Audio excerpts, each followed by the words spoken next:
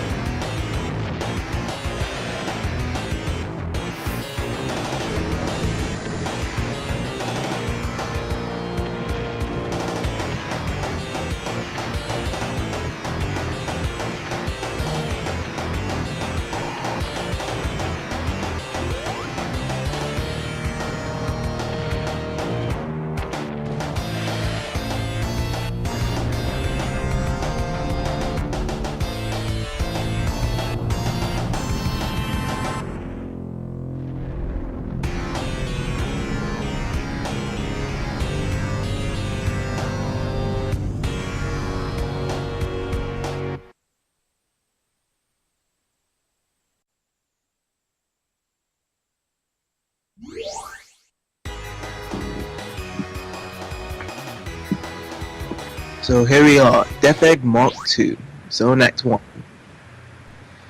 And with that cutscene there, shows that Sonic and Tails was really lucky getting that last shuttle into space. Yeah, how convenient that there's a little egg rocket right there just ready to launch them to the Death Egg. Look at that, they're much more smaller than Dr. Robotnik, because I'm guessing that Dr. Robotnik managed to fit in there somehow. I'm hoping that he designed that for Metal, because if he designed that for himself, we have a problem. Yeah. Well, Metal Sonic can fly now. Well, he can always fly from the get-go. Yeah. I was thinking that Metal Sonic would have actually kept them at bay, just there at the cutscene, instead of flying off into space as well.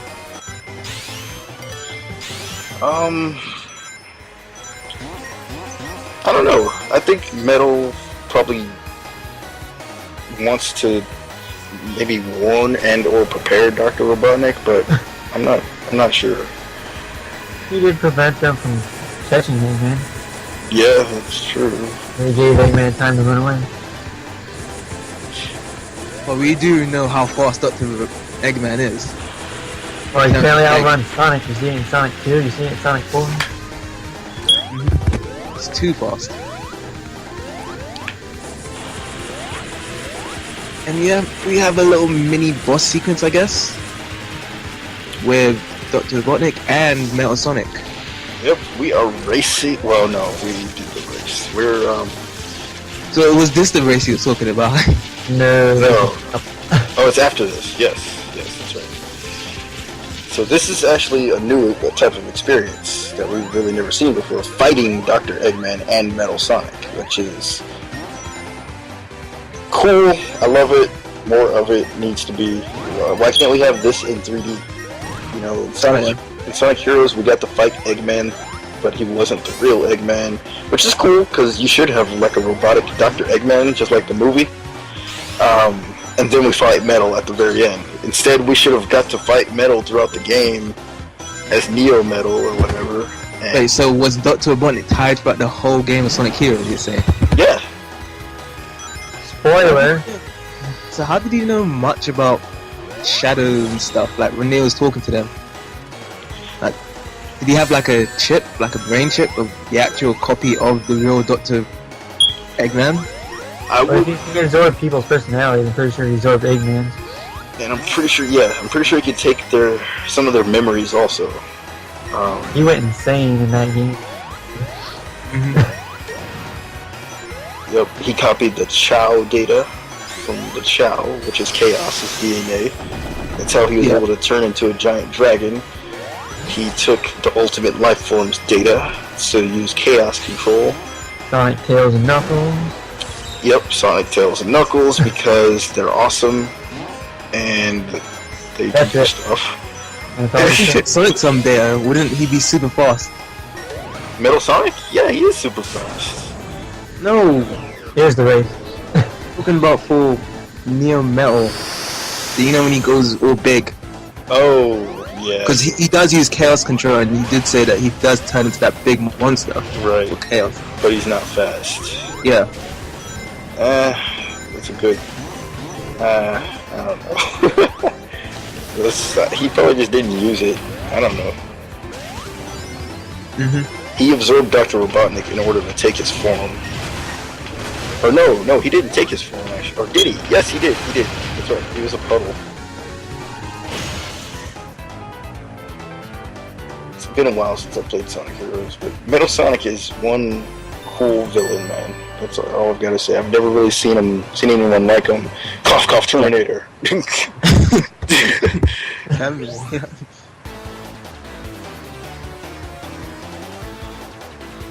Oh yeah, only one act. I was pretty surprised about that, and it was a cool race. This time, Metal Sonic doesn't go on the screen flying into his death from Sonic CD, so that's pretty cool. Probably in episode 3, if it does come out, he will be part of the main antagonist. I would hope so. We need more Metal. I just wanted to see him in 3D. Oh, Sega, why?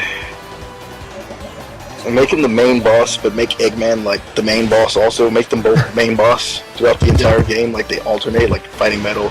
And then make other people playable too, and just do it. Make it awesome. Make so many bosses and stuff. Like make drones. Make a robotic Dr. Robotnik that Knuckles can go against. Make... just explode. I always wanted to know, why did they put so much emphasis on Planet Earth for each final boss in games, for Sonic games? Every time in the background you just see like an emphasis on the Earth. Because it looks cool. Well, maybe to make us realize that we're not that far away from Earth. I don't know.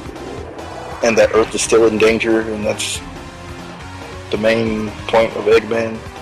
Or Eggman has some obsession with space. I don't know. He blew up the moon. So what is this boss anyway? It looks like a heart to me. It does look like a heart. And at first we thought this was a rehash of Sonic Colors, but as you can tell, it's really not.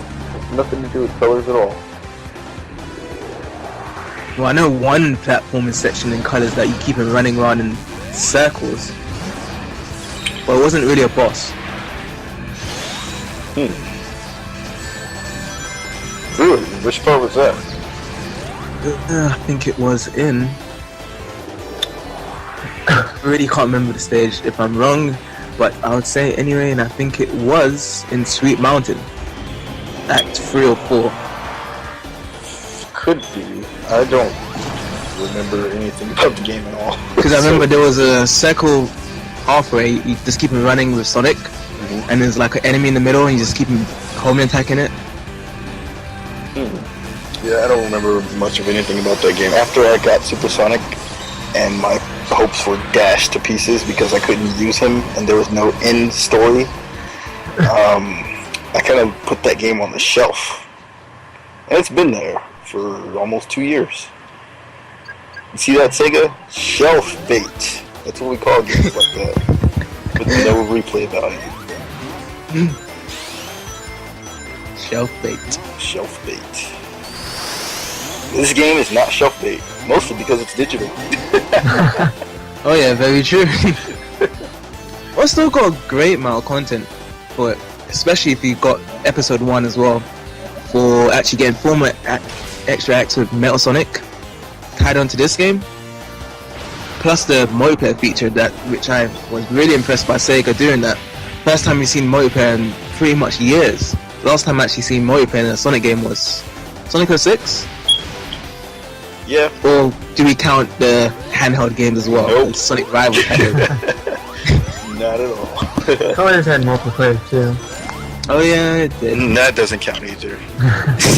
I'm sorry to be so cynical, but you know, Sonic 2's multiplayer, even though it had racing mode, so yes, that counts. Sonic 3 had multiplayer. Sonic 3 and Knuckles had multiplayer. Sonic and Knuckles, I I don't really know, actually. By itself, I don't think so. But there was a Sonic and Tails co-op thing. Yeah. Once you get to games like Sonic Adventure 2, where the co-op is actually, like, emphasized, and emphasized well, you have high expectations for games after that. Sonic Heroes did a pretty okay job. We had a lot of different modes. I like the battle mode because, like, people would just die within, like, 5 seconds and they're like, what happened? I'm like, oh, that's how awesome I am. Yeah, I didn't have to touch the controller. So, now in Sonic 06, things got interesting because that's the first 3D co-op game. Well, yeah, it was the first 3D co-op game where you can go through the entire game with a person, or battle them and race them through the game. I would like to see more of that combined with the multiplayer element from Sonic Adventure 2. If they could do that, you have a really nice multiplayer platform that works for Sonic games, because they've been trying to get it right since Sonic 2, and they've been hit and miss ever since then. So that's what I had to say about that. I didn't mean to rant. Because they don't put much emphasis onto multiplayer, because I think the best experience you can have during a video game is just playing with one of your mates. I agree. And that's what I have to admit was missing in Sonic games, and it's not about like just putting it in there, it's about how much depth it has to the game, and if it would be worthwhile to actually play it over and over again. Because you just don't want to put as a game like having a multiplayer feature that's for just 2 or 3 levels or 5 levels. You want it to be for every stage in the game as possible.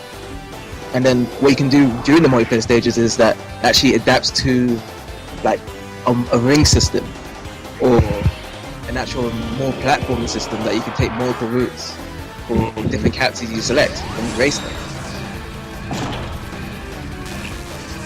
Yeah, that's the thing too, like trying to figure out what kind of formula works. I think split screen, of course, is going to be the best. Even for this game, we were begging for split screen. So yeah, I don't know, it's just the mechanics, it's there. They've done it before, they just really need to take their best ideas and combine them. Cutscene.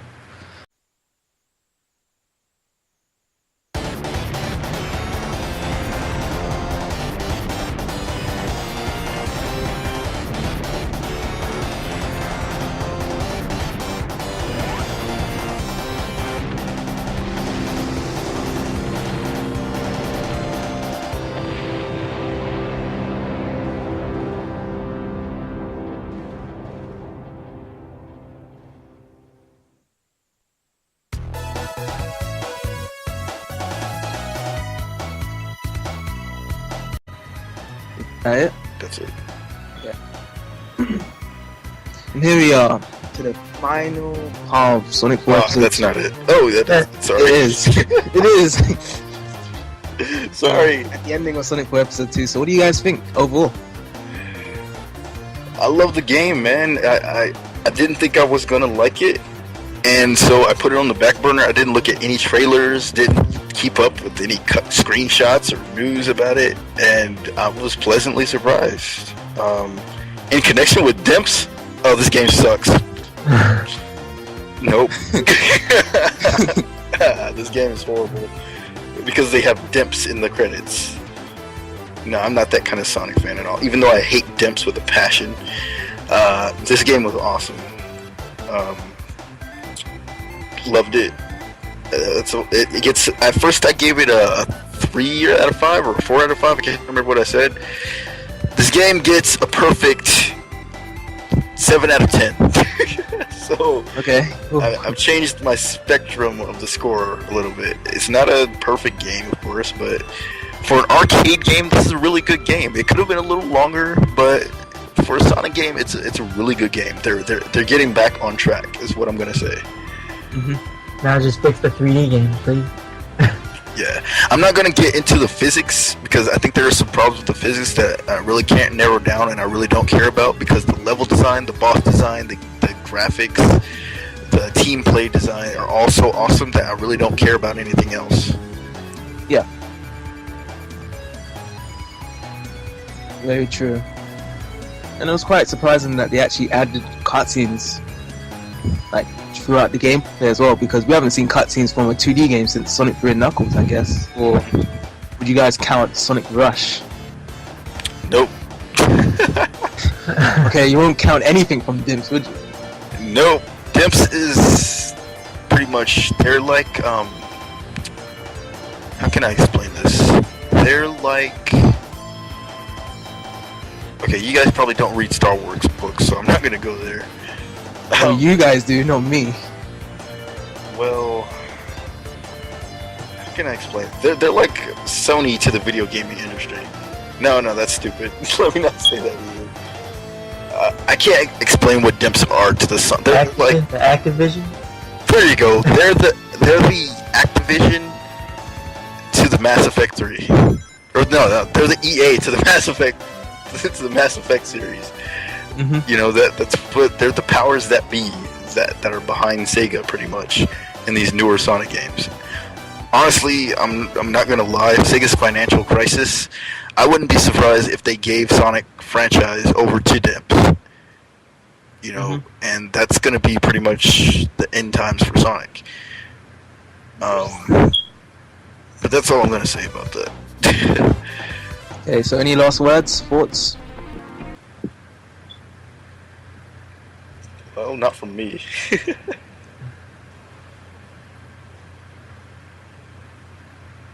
Alrighty. Guess we will hit the hay with that and leave it there. Hopefully it'll be Sonic 4 Episode 3 so we can do another one in 2 years' time or so. But thanks for you guys being a guest. And thanks for Sif for advertising on our YouTube channel that is currently being registered in our forums, www.sonicrevolution.org. And also, his YouTube channel is www.youtube.com/sif426. And we'll see you guys next time for the next Let's Plays we're doing. So take care.